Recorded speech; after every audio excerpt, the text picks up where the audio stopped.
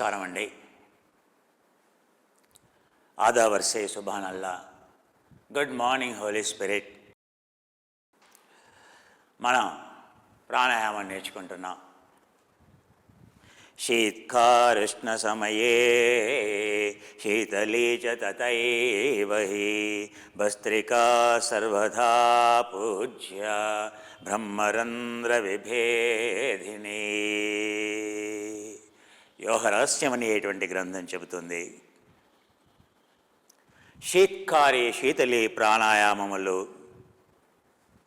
శీత్కారి శీతలీ ప్రాణాయామములు ఉష్ణ సమయమందును ఆ బ్రహ్మరంధ్రముని ఛేదించినట్టి భస్త్రికను సర్వకాలములందును చేయనగునని. భస్త్రేవ లోహకారాణాం యథాక్రమేణ సంభ్రమేత్ తథా వాయుంచ నాసాభ్య ముభాభ్యాం చాలయేత్ శనైః.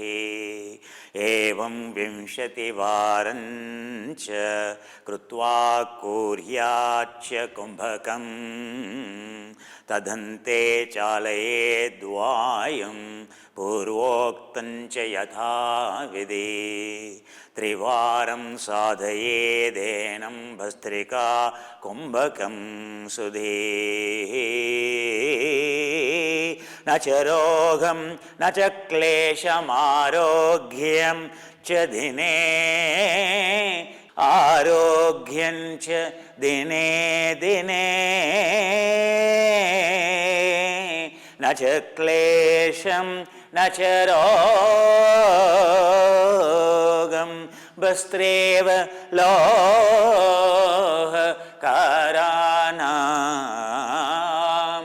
యథాక్రమేణ సంభ్రమేత్ తథా వాయుంచ నాసాభ్య ముభాభ్యాం చాలయేత్ శనైః.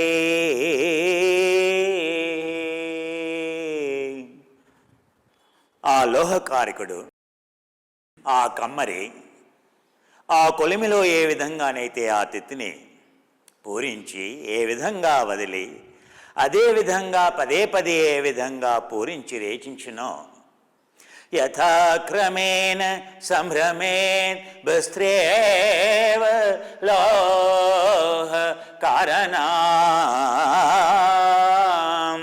తథా వాయుంచ నాసాభ్యాం. అదేవిధంగా మనం కూడా ముక్కుతో ముభాభ్యాం చాలయేత్ శనైః. ఆ విధంగానే శ్వాసని పీల్చుకుంటూ వదిలేస్తూ ఏవం 20 వారం చ కృత్వా కూర్యాచ్చ కుంభకం.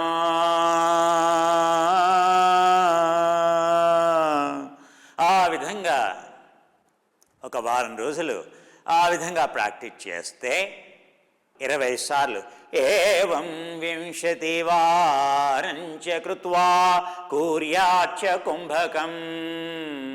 భస్త్రికని చేసినప్పుడల్లా అలా 20 సార్లు చేస్తూ ఉంటే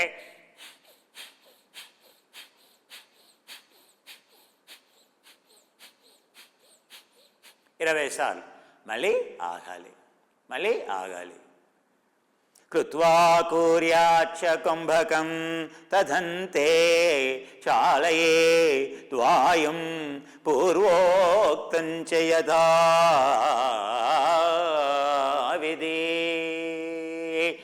ఆ విధంగా 3 వారాల తర్వాత ఆ భస్త్రికని ఆ విధంగా ప్రాక్టీస్ చేసి వామచాలన భస్త్రిక, దక్షిణ చాలన భస్త్రిక మరియు ఆ తదుపరి వ్యుత్క్రమ భస్త్రిక లేదా అనులోమ విలోమ భస్త్రిక, అంటే ఎడమ నాసిక నుండి కుడి నాసిక నుండి పీల్చుకుంటూ వదిలేస్తూ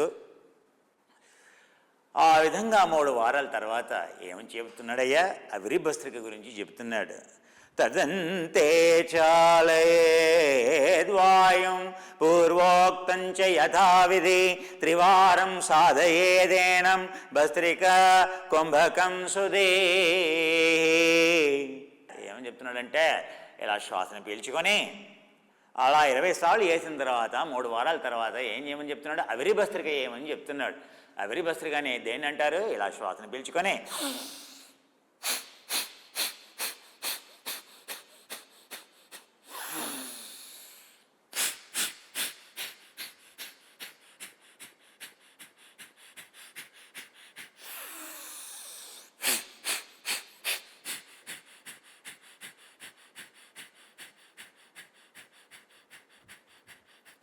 ఏ విధంగానైతే ట్రైన్ వస్తుందో, ఒక రైల్వే స్టేషన్లో నిలబడితే అంతకుముందు ఆవిడతో పనిచేసేటువంటి స్టీమ్ ఇంజన్తో కూడినటువంటి రైలు ఇంజన్లు ఉండేవి.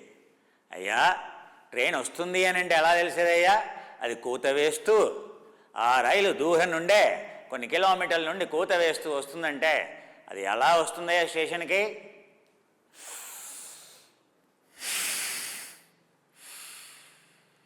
స్టేషన్లోకి వచ్చింది, ఆగింది, స్టేషన్ నుంచి బయలుదేరుతుంది ట్రైన్ అనేది.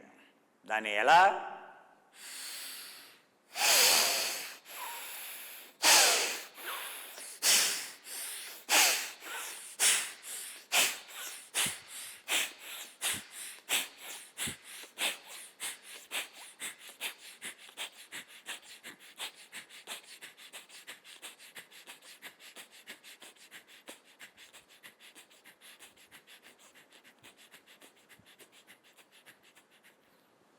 విన్నారా?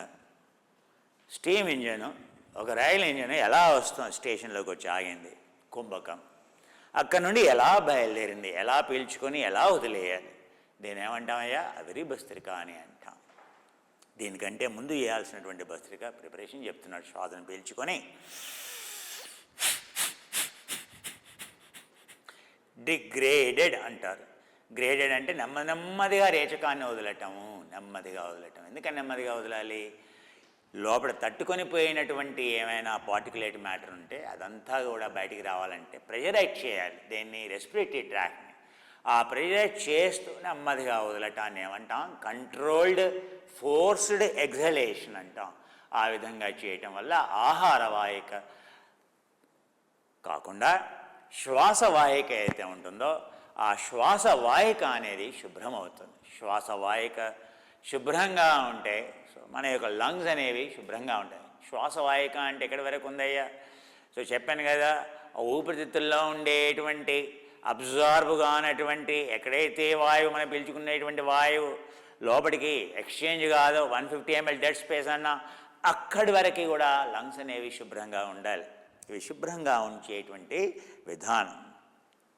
నచ రోగం నచ క్లేశం ఆరోగ్యంచ దినే దినే. ఆ గేరండ మహాముని చెప్తున్నాడు, ఏ రోగం రాదు, ఆ క్లేశాలు తొలగిపోతాయి, ఆరోగ్యం అనేది దినదినానికి ప్రతి రోజుకి ఇంప్రూవ్మెంట్ ఉంటుందని చెప్తున్నాడు. సమ్యక్ పద్మాసనం బధ్వా సమగ్రోధరం సుదేహి ముఖం సంయమ్య యత్నేన ప్రాణం ఘ్రాణేన రేచయే.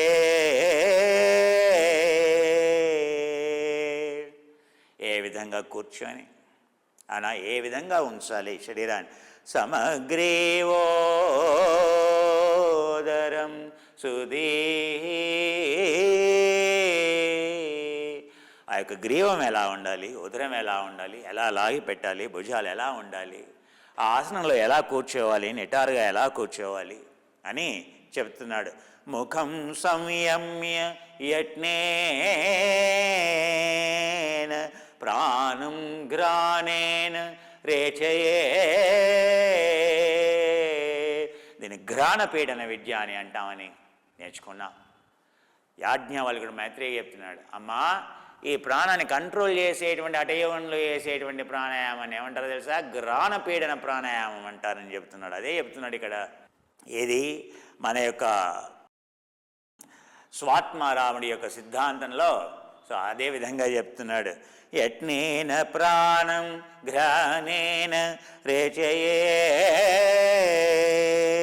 యథాలగతి హృత్కంఠే కపలావధి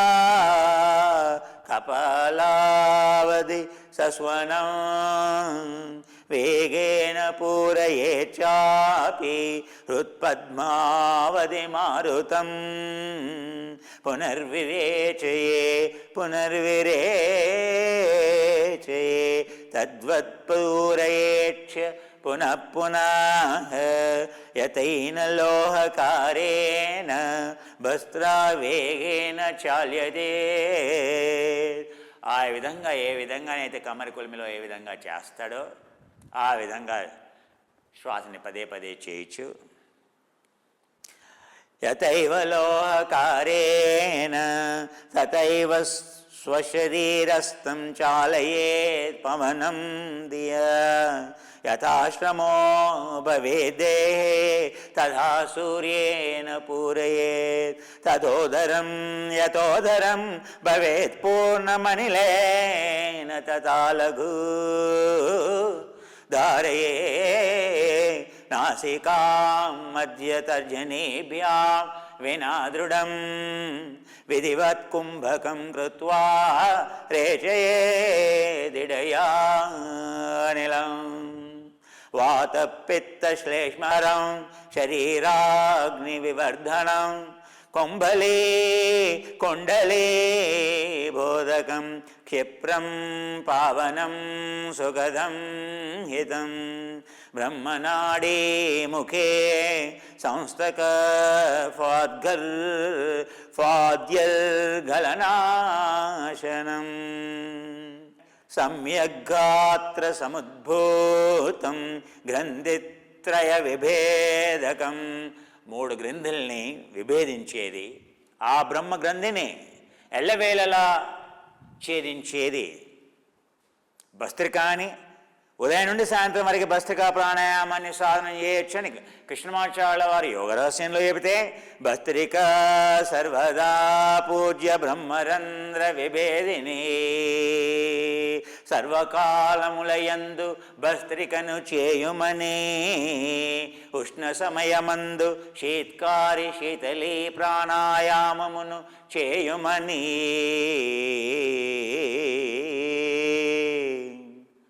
ఏ పుస్తకం చెప్పినా శాస్త్రం నేర్చుకుంటే శాస్త్రబద్ధంగా శాస్త్రంలో టెక్నిక్ ఎవరు ఎక్స్ప్లెయిన్ చేయరే, కేవలం వాళ్ళు ఒక సూచన ఇస్తారు, ఒక ఫాలో అప్ ఇస్తారు. నేర్చుకున్న తర్వాత నీకు రిమైండ్ చేయడానికి ఏదో 4 పదాలు అలా వాక్య రూపంలో పెడతారు. అంతేగాని దీని ఆధారంగా నువ్వు ప్రాణాయామం నేర్చుకోవడానికి కుదరదు. ఎందుకని అత్యంత గోప్యం దేవానామపి దుర్లభం గురోపదేశిత.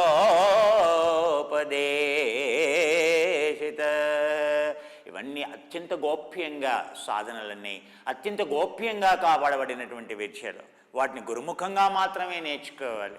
అంతేగాని ఇక్కడ ప్రాక్టికల్ అవునా, ప్రాక్టికల్ ఎక్కడ చేయాలి? ల్యాబొరేటరీలో చేయాలి. థియరీ ఎక్కడే? క్లాస్ రూమ్లో నేర్చుకోవాలి.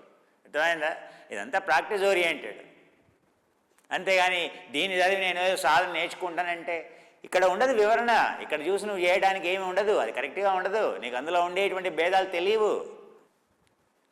సో రేచకం ఎంత చేయాలి, వేగాన్ని ఎంత చేయాలి అనేటువంటిది ఎవరు చెప్తారయ్యా? క్షిప్రం పావనం సుఖదం హితా. గురువు చెప్తాడు ఎంతసేపు పీల్చుకోవాలి, ఎలా పీల్చుకోవాలి అనేది గురుముఖంగా చెప్తాడు. బ్రహ్మనాడే ముఖే సంస్థకఫాద్యర్గలనాశనం సమ్యగ్గాత్ర సంభూతం. నా గొంతు వింటున్నారు కదా? ఎవరైతే భస్త్రిక ప్రాణాయామం సరిగ్గా చేస్తారో వాళ్ళ యొక్క గొంతు అనేది కంచు కంఠంలా ఉంటుందని. ఎందుకని వాళ్ళ యొక్క 3 గ్రంథులు ఛేదించబడ్డాయని చెబుతున్నాడు. గ్రంథిత్రయ విభేదికం విశేషేణైవ కర్తవ్యం భస్త్రాఖ్యం కుంభకం త్విధా. కనీసం ఈ శ్లోకాన్ని 4-5 పద్ధతులు నేను చదివాను. చదివేటువంటి పద్ధతుల్లో చదవాలి. బ్రహ్మనాడే ముఖే సంస్థకఫాద్యర్గలనాశన. ఈ యొక్క మొత్తం ఇక్కడ ఉండేటువంటి కఫం అంతా పూర్తిగా తొలగిపోతుందని చెప్తున్నాడు. వాతపిత్త శ్లేష్మహరా. ఏది లోపల పేరుకొని పోయినటువంటి కొవ్వు కానీ మన జాయింట్ నొప్పులు కానీ ఆర్థరైటిస్ పెయిన్ కానీ వాతం కానీ అయ్యా ఎసిడిటీ కానీ ఇవన్నీ కూడా పోతాయని చెప్పి శరీరాగ్ని వివర్ధన ఆకలి పుడుతుంది చేస్తే దాని యొక్క లాభం ఎంతో చేకూరుతుందని శాస్త్రం చెప్తుంది. చెప్పటం నా యొక్క బాధ్యత. శాస్త్రబద్ధంగా నేర్చుకోవాలనేటువంటి విషయం మనం నేర్చుకుంటున్నాం. మరి సాధన మొదలెడదాం. మనం భస్త్రిక ప్రాణాయామం నేర్చుకున్నాం. అనులోమ విలోమ అనే వ్యుత్క్రమ భస్త్రిక అంటే ఎడమ ముక్కు నుంచి కుడి ముక్కులో నుంచి చేయటాన్ని అనులోమ విలోమం అని అంటే అనులోమ విలోమ ప్రాణాయామం కాదే, అనులోమ విలోమ భస్త్రిక ఉంటుంది, అనులోమ విలోమ కపాలభాతి ఉంటుంది, అనులోమ విలోమ పూరక రేచకాలు ఉంటాయి. ఏ విధంగా సో అనులోమ విలోమం అనేది ఒక పద్ధతి.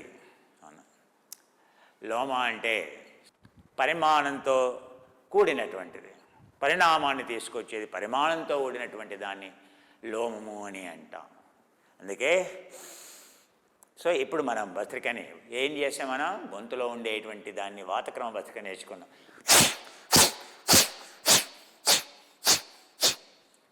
ఇది ఏమని చెప్తున్నాడు ఈరోజు చెప్పింది. ఆ రోజు ఏం చేసాం అని చేస్తాం, వాతక్రమ భస్త్రిక అన్నాం. ఇప్పుడు ఈ యొక్క వాతక్రమ భస్త్రికలో ఉండేటువంటి సో రెండో భాగం ఉత్క్రమ భస్త్రిక చూద్దాం. తను ఎలా వేస్తుందో చూద్దాం. భస్త్రికతో మొదలెడదాం. ఎందుకంటే తను ప్రయాణం చేస్తూ వచ్చింది తన ఇంటి దగ్గర నుండి ఇక్కడికి. సో ముక్కులో పేరుకొని పోయి ఉంటుంది. సో కింద తెల్లగా పేపర్ పెట్టో గుడ్డ పెట్టో వాష్ బేసిన్లో తెల్లగా మనం చీదామనుకోండి, ఈ విధంగా భస్త్రిక చేస్తే మొత్తం బయటకు వచ్చేస్తుంది. ఏ విధంగా వేయాలి, ముక్కుని ఏ విధంగా శుభ్రం చేసుకోవాలి, ఏ విధంగా చేసుకోవాలి, ఏం భస్త్రిక, ఉత్క్రమ భస్త్రిక. చూడండి ఎలా చేస్తుంది.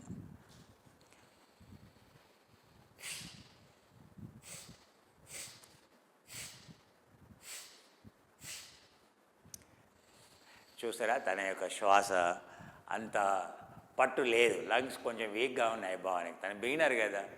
నా లంగ్స్ చూడండి నేను ఎలా వేస్తానో చూడండి.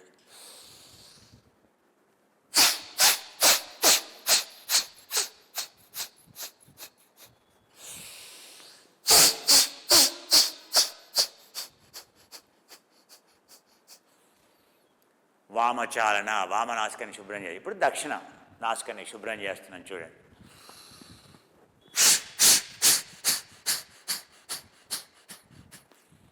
ఆ శబ్దంలోనే తెలుస్తుంది నా లంగ్స్ ఎంత ఆరోగ్యంగా ఉన్నాయి, నా యొక్క టైడల్ వాల్యూమ్ ఎంత బాగా ఉంది, నా యొక్క ఆల్వియోలార్ కెపాసిటీ ఎంత బాగా ఉంది. శ్వాస వదలటంలోనే తెలుస్తుంది. ఎంతోమంది ఎవరైతే ప్రాణాయామాలు చేసేమంటారో లేకపోతే ఆసనాలు చేసేమంటారో లంగ్స్ చాలా వీక్గా ఉంటాయి. మరి ముఖ్యంగా 60-70 సంవత్సరాలు 80 సంవత్సరాల్లో మీరు ఒక యోగుల దగ్గరికి వెళ్తే వాళ్ళ దగ్గర చూడాల్సింది ఇదే. ఫస్ట్ టెస్ట్ ఏం చేయాలి, లంగ్స్ టెస్ట్ చేయాలి. వాళ్ళ దగ్గర విద్య నేర్చుకోవాలంటే ఫస్ట్ లంగ్స్ టెస్ట్ చేయాలి. ఏం చేయాలి, వాళ్ళకి ఇది ఇవ్వాలి. ఏమి ఇవ్వాలయ్యా, మన శ్వాసను చెక్ చేసేటువంటి స్పైరోమీటర్ ఇవ్వాలి. మనం పల్మనరీ స్పైరోమీటర్ ఇవ్వాలి. ఆ స్పైరోమీటర్ వాళ్ళకి ఇచ్చి నాయన గాలి ఊదమని చెప్పండి. ఊదిన తర్వాత దాన్ని రికార్డ్ చేయండి.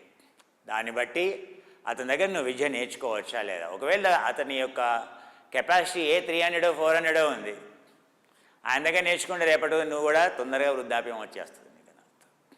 ఆ మధ్యకాలంలో ఆయన ఒక యోగాని ప్రమోట్ చేసేవాళ్ళు అప్పుడప్పుడు నన్ను ఇన్వైట్ చేస్తూ ఉంటారు. సో ఒక దగ్గరికి వెళ్ళాను, ఆయన సహృదయంతో పిలుస్తారు. వాళ్ళు నన్ను ఒక్కనే కాదు, సో ఆ రోజు ఇంకెవరు పెద్ద ఆయన పిలిచి కాషాయం ధరించినటువంటి ఆయన సుమారు ఒక 80 సంవత్సరాల 75 సంవత్సరాలు ఉండేటువంటి ఒక వ్యక్తిని పిలిచారు. సో కాషాయం అంటేనే వాళ్ళ పాదాలకు మనం పూజ చేయాలి. ఆ విధంగా ఆయన నమస్కారం చేసుకుని కూర్చున్నాను. సో నాది కాగానే ఆయన ఓంకార సాధన చేస్తాడట. సో ఆ స్వాముల వారు ఆయన యొక్క గొంతు పోయిందని చెప్పాడు. అర్థమవుతుంది, లంగ్స్ చాలా వీక్గా ఉన్నాయి, ఓంకారం సరిగ్గా సాధన చేయలేదు, అందుకే గొంతు పోయింది. ఎందుకని శ్వాస లేదు, అక్కడ క్లియర్గా తెలుస్తోంది. ఆయనకి స్పైరోమీటర్ పెట్టి చెక్ చేస్తే 200 కదా 150 కూడా దాటుతుంది. ఈ has to be admitted immediately in the hospital. ఆయన చెప్తున్న నా దగ్గరికి వచ్చి, అయ్యా మీరు ఓం నేర్చుకుంటే మీకు సాక్షాత్ విముక్తి దొరుకుతుందని.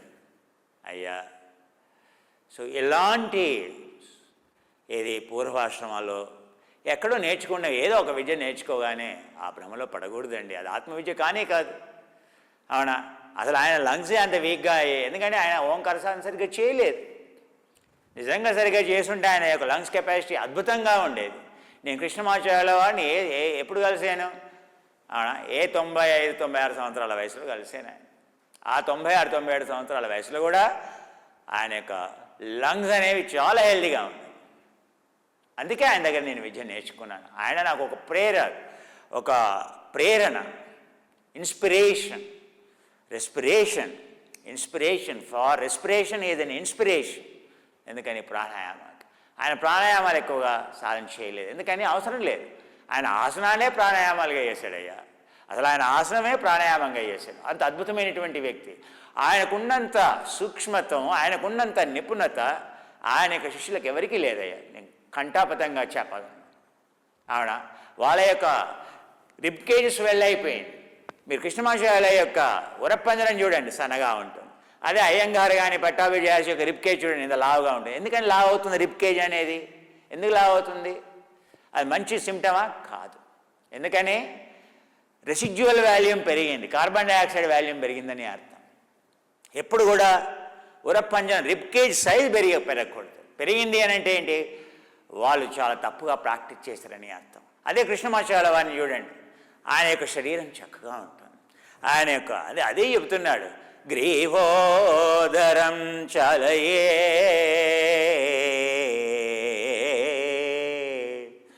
ఆ యొక్క పైనుండి కిందకి, ఇక్కడ నుండి ఇక్కడికి ఎలా ఉండాలి? సమంగా ఉండాలి. సో ఇలా లావుగా ఉబ్బిపోయిందంటే వాళ్ళు ప్రాణాయామం తప్పుగా చేశారని అర్థం. అందే మీరు ప్రాణాయామం నేర్చుకోవడానికి రిబ్ కేజ్ లావుగా ఉన్నదనుకోండి ఆ వ్యక్తుల దగ్గర, ఆ వ్యక్తులు తప్పుగా చేశారు. ఆసనమే కావచ్చు, ప్రాణాయామే కావచ్చు, సరైనటువంటి పద్ధతిలో చేయలేదు. సో అంటే అన్ని క్రమాలని వాళ్ళు బ్యాలెన్స్ చేయలేదు. అందువల్ల వాళ్ళు రిబ్ కేజ్ అదే చెప్తారు కృష్ణమాచార్యుల వారు. ఆయన అలాగా ఆయన శరీరాన్ని చూస్తేనే తెలిసిపోతుంది. ద్రష్ట, అబ్జర్వేషన్, గమనించాల్సినటువంటి విషయాలు ఏ విధంగా. అలా అని ఓం అనేటువంటిది కాదు, ఆయన మాట్లాడడానికే గాలి రావట్లేదు. ఆయన గొంతే పోయింది. ఆయన లంగ్స్ ఎంత వీక్ అయ్యేవో చూడండి. వృద్ధాప్యంలో అయ్యేదే మొదలు లంగ్స్ వీక్ అవుతాయి. ఆ తర్వాతనే చేయి యొక్క చర్మం వేలాడుతూ ఉంటుంది. అసలు నిజంగా యోగా సరిగ్గా చేస్తే వృద్ధాప్యంలో లంగ్స్ ఏజ్ కాకూడదు, యాంటీ ఏజింగ్ కాకూడదు. అలా కృష్ణమాచార్యుల లాగా ఉండాలి. అందుకే చెబుతున్నాను, ప్రాణాయామం అనేది లంగ్స్ కెపాసిటీ ఆ వదలటంలోనే తెలిసిపోతుంది.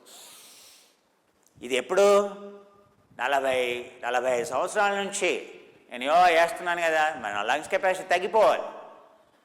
నిజంగా అశాస్త్రీయంగా చేస్తే తగ్గిపోయేది. శాస్త్రీయంగా చేయడం వల్ల డే బై డే దినదిన ఏం చెప్తున్నాడు అందులో? దినం దినం దినే దినే ప్రవర్ధయే నచ రోగం నచ క్లేశం ఆరోగ్యం దినే దినే ప్రధాయతే భస్త్రికా ప్రాణాయామం అధ కరిష్యామి. సో అది చేసి చెప్తున్నాను. తన యొక్క లంగ్స్ ఎంత వీక్గా ఉన్నాయో తెలిసిపోతుంది. చూసారా? సో మరి అలాగే ఉంటుంది బిగినింగ్లో. సో ఒకవేళ భావన కనుక నాతో పాటు రెగ్యులర్గా సాధన చేస్తే, చదువుకునే పిల్లలు కదండి, తను జర్మనీ వెళ్ళే అక్కడ అంతా శీతల ప్రదేశం, అక్కడ సర్వైవ్ కావడమే కష్టం. భావన ఆరోగ్యంగా అక్కడ సర్వైవ్ అయిందంటేనే బికాజ్ తను యోగా నేర్చుకోవడం వల్ల. అవునా? సో ఆ విధంగా యోగా అనేది విద్యార్థులకు ఎంతో ఉపయోగపడుతుంది. నువ్వు ఏ టెరైన్కి వెళ్ళు, నువ్వు హిమాలయాస్ ఎక్కువ, నువ్వు లేకపోతే జర్మనీకి వెళ్ళు, నువ్వు ఆర్కిటిక్ వెళ్ళు, అంటార్కిటిక్ వెళ్ళు. చెప్పాను కదా, ఒక లామా ఎక్కడో శిఖరం మీద, హిమాలయాల శిఖరం పైన చుట్టూ గాలి వీస్తూ ఉంటుంది. ఉధృతమైనటువంటి గాలి, చల్లనైనటువంటి గాలి. మనలాంటి వాళ్ళు తట్టుకోలేరు. ఆక్సిజన్ లేదు అక్కడ. అలాంటి ప్రదేశంలో కూడా అవునా నా భిన్న స్థితౌ ప్రాణాం తత్ర వినీయ పంచఘటికా చిత్తాన్వితో ధారయే దేశ కాలగభీర భీతి భయ హరిణి. అక్కడ టెర్రేన్ ఎలా ఉంది, స్థలం ఎలా ఉంది, వాతావరణం ఎలా ఉంది లేదు. ఆయన శ్వాసను పీల్చుకుంటున్నాడు, శరీరం అంతా వేడి అవుతుంది, కప్పితే ఆవిరి వస్తుంది. అది చేసేటువంటి విధానం అని ఇదివరకే చెప్పాను. కైండ్లీ సర్వేంద్రియాణం నయనం ప్రధానం. Among all the sense doors, these eyes are very important.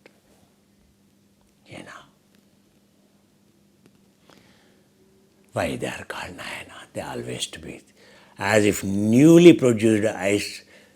Every day they should look fresh. That is a quality you have to take. Where you wear a lens, it should be of a G's quality. Where you wear a frame, it has to be the lightest, like a titanium. I'm telling you. Or a lens cleaning, your G's lens, but the cleaning. So only we have a lens cleaning. Like a G's lens cleaner, it is not natural, but ours is. It can clean, there is no other lens cleaner. They damage expensive polycarbonate sheet of your lens. You use a cheap, expensive lens, but cheap cleaning solution you use. Our cleaning solution of the optics is the best. Whether your cameras or whether your, so phone cameras or for your, so for your specs. The most expensive lens you use, glasses you use, this. It is better than this. Liquid, lens cleansing liquid. Do you know? So, after all my care is this body, so that we can nurture the soul. Every organ important. Understand?